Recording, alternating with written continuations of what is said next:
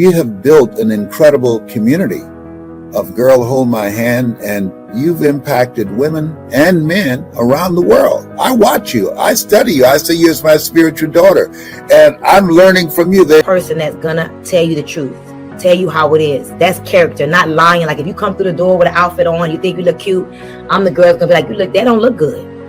That don't look good on you. You come with a new hairdo, you think you look good. I'm like, that don't look good. You know, I'm in the weight loss industry. If you come around me and you to gain some weight, I'm like, girl, what you eating? We got to get it together. So character to me is something that we lack in the world.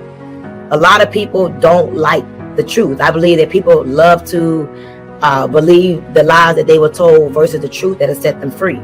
So character to me is being willing to tell somebody like it is, how it is, even if it hurts. But if it's going to help them, you be that person. So that's me. I'm always going to be of good character.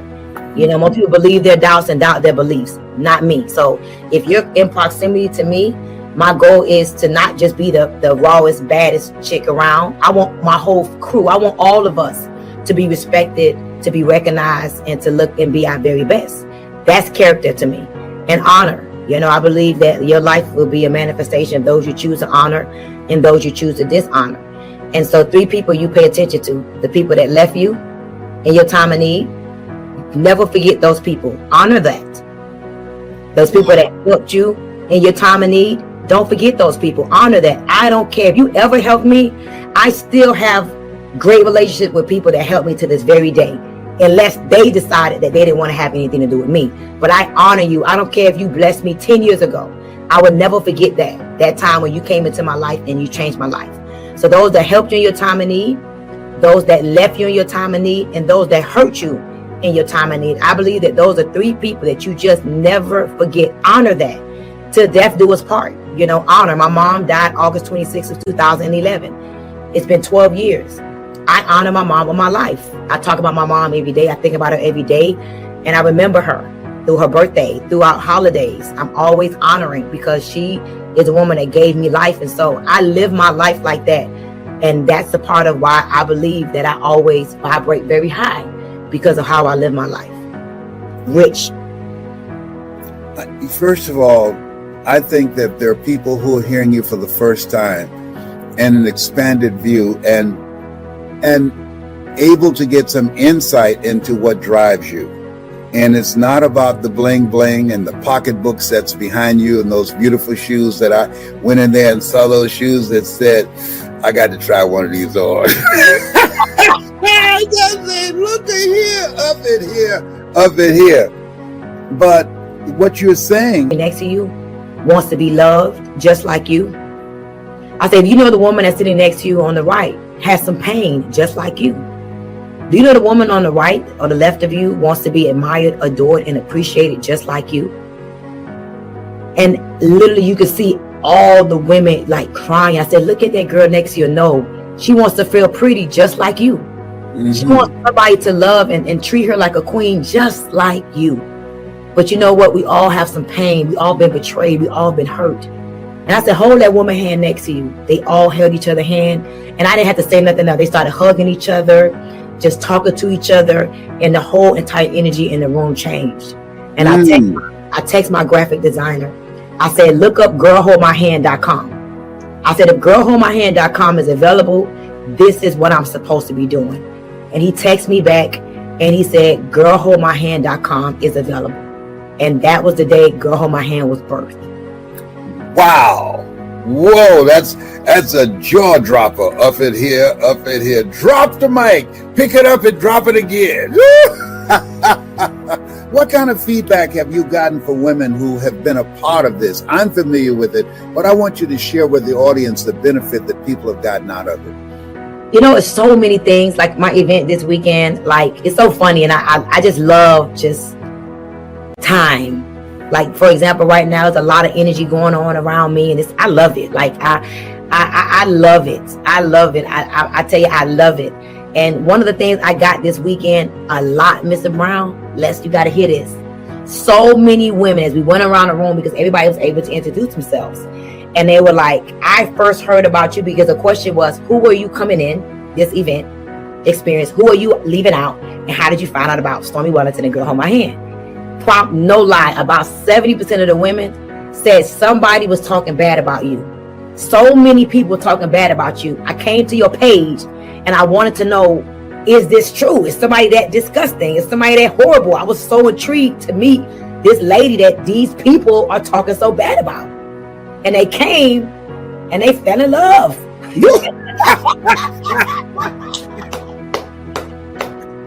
Oh my goodness, I promise you, Vanessa right here. 70% of the women were like, I came ready to hate you.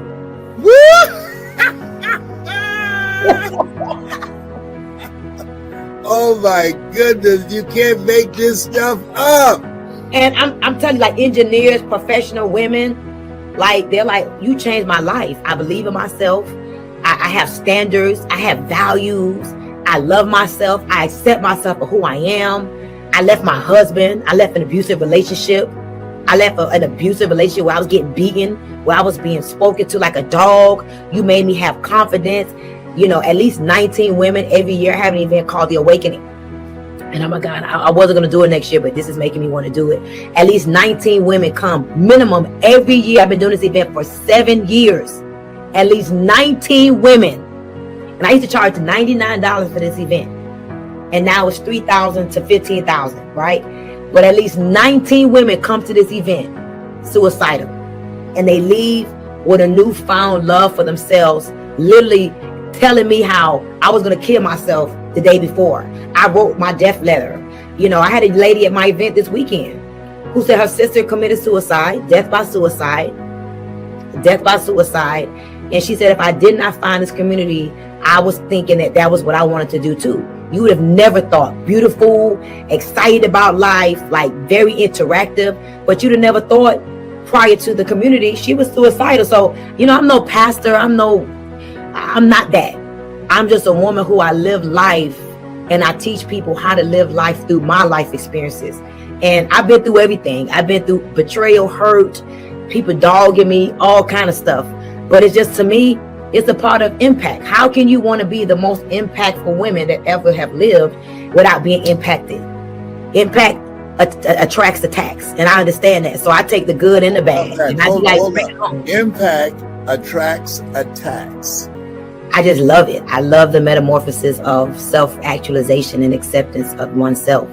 And so my goal is to build my community. Like, I don't want anybody in proximity to me if they don't want to be in proximity to me. I want you to be a voluntary army. Like we are here because we want to be here. You have something that we want. You have just a power about yourself, a boldness. You know, you have such an energy about yourself that we want to embody. Like, I want people around me who can take what I have and understand it is not what's taught, it's what's caught. Like, watch how I live. You know, I can tell you this past weekend, 2 things that will blow your mind. So imagine 50 Black women in a community walking around one of the wealthiest zip codes in the world. Okay.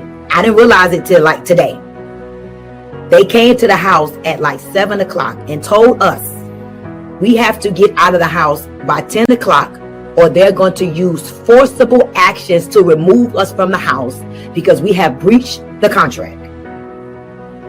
What kind of breach was it?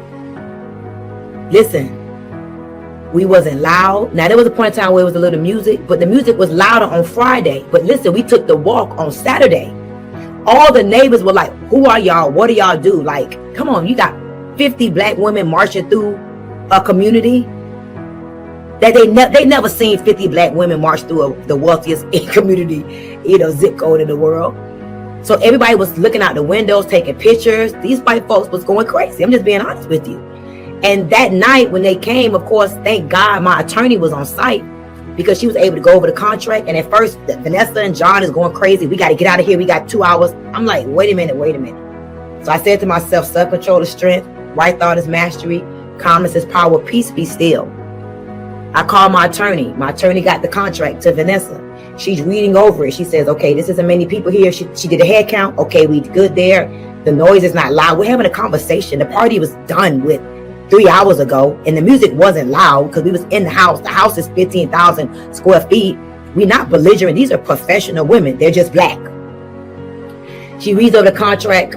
She gets on the phone with the lady. You guys have to get out right now. You have breached the contract. And if you don't remove yourself, and mind you, they sent 3 securities less. 3 securities in the house like this. It was crazy. Standing there, looking at us like we're crazy. If you guys don't get out of here, we're going to use forcible actions to remove you. And I'm like, so I'm visualizing. I got excited though. I'm not going to lie. I'm like, what are they going to throw us out on our head? I went and said, I told my team, I said, if they come in here, please, I have 4 camera people. I want all cameras on me because I want to see this forcible removal. I was excited. I had them put on my shoes. I had tightened up my little outfit. I kept looking at the clock, waiting for 10 o'clock to come. Yes. I was ready. I said, ladies, I just want y'all to know, self-control is strength, right thought is mastery, calmness is power. No, say that slower. Say it again. Self-control is strength. Right thought is mastery. Calmness is power. Peace, be still. I said, I'm letting y'all know I'm upset right now. They're telling us we got to get out. I paid $45,000 for this house. We are not in any breach of contract. My attorney was like, go do your thing. I got this. Mind you, 10 women paid to stay in the house. So now we looking for hotel rooms, trying to figure out where we're going to take the party to. And because I had the right people around me, because we remained calm, everything always works out for me. And that moment just made me realize you got to have proper planning, the right people, the right contracts in place, and make sure that you have always counsel present so that you could avoid things like this. And we finished the evening.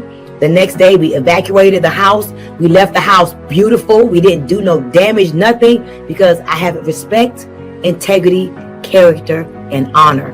If I was the old nigga Stormy, I would have broke stuff, stole stuff, did all kind of stuff. I didn't, because that's not who I am. Because what you give will always come back to you, regardless. Whatever you put out, always the energy, the vibration you put out, always come back to you in return. And I left that house in great condition. And I feel proud that everything is going to work out. Don't knock on an open door. I wish someone had said that to me years ago. Because for a long period of time, I was seeking answers, trying to find success.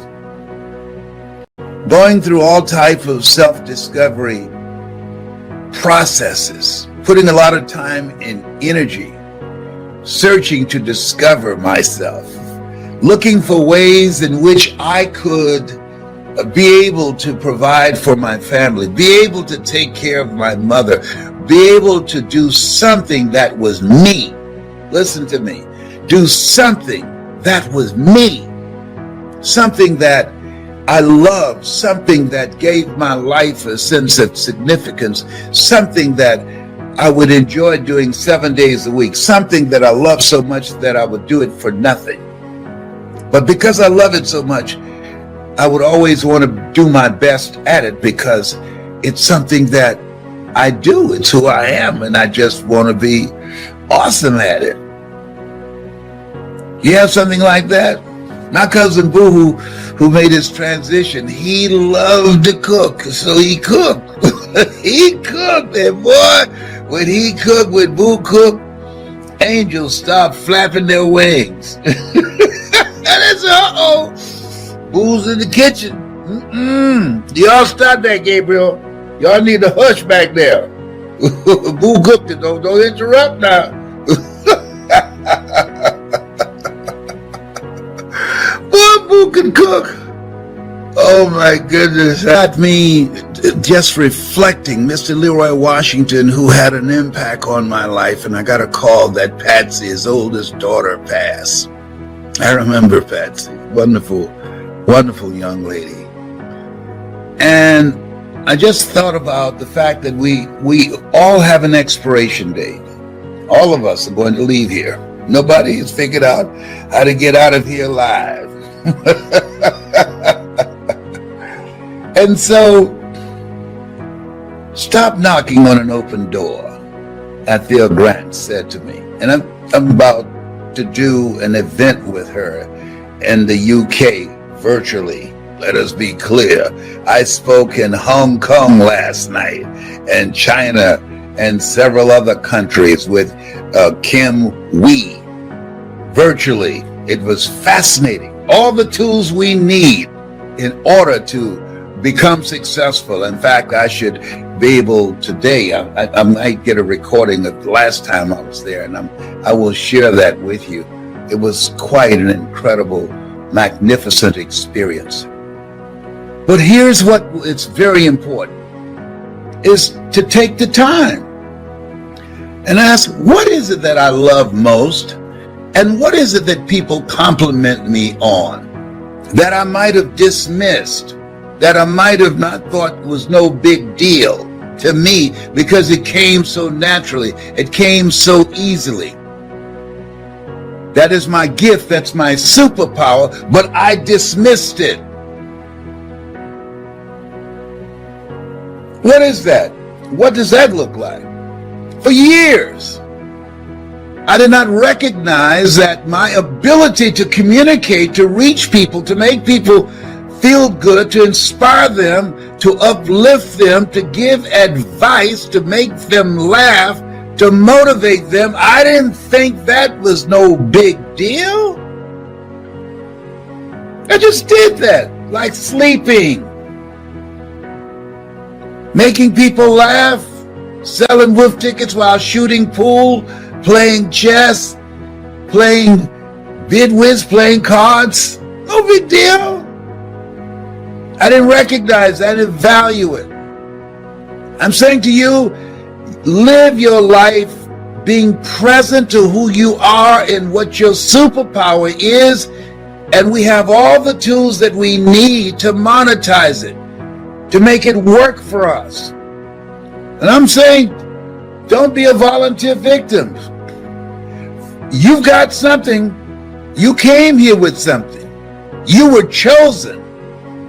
God don't choose people who don't have anything going for them. There's something you have going for them. You just haven't discovered it yet. Just like me. I had a lot going for me, and for a period of time I went unemployed. For a period of time I went from being fired from one job to the other, as opposed to hiring myself, because I didn't know what I had going for me. I didn't know. And so because I didn't know, I didn't take the time to discover that. I didn't invest any time, any money, any energy, any effort to cultivate that. I didn't ask those questions. Why are you here? What are you supposed to do? How do you take that which you say that you want to do and find a way to monetize it? See, that whole thing about, Adam, where are you? Where are you? Life is the question. And how we answer the question is the answer. Where are you, Les, in relationship to who you know you should be and what you should be doing? And what are you going to do about it? I talked about Tennessee Williams, who said there comes a point in your life when you look in the mirror and who's looking back at you realizes that's all you're ever going to be. Wow, what a blow, what a punch in the gut. So fortunately, I didn't settle. There was something that was restless in me, something that said there's got to be more. Have you ever asked yourself that? There's got to be more than this. There's got to be. And I kept seeking, I kept working at it and working on the possibility of how I can reshape and redesign my life, because the one that I was living wasn't me, and he had to go. That's why Paul said, I must die daily. That all of us know the moments in our lives that there are parts of us, that character's got to get out of here. That does not work for me. It might work for somebody else, but that does not work for me. But for a period of time, I did not use my gift until, and don't let it take you this long, I mean my real gift. I was 37. That's a delay. My real gift. I was able to become a disc jockey, and that was good. I enjoyed that. I love that. I can be a disc jockey now. And I enjoyed being a state legislator.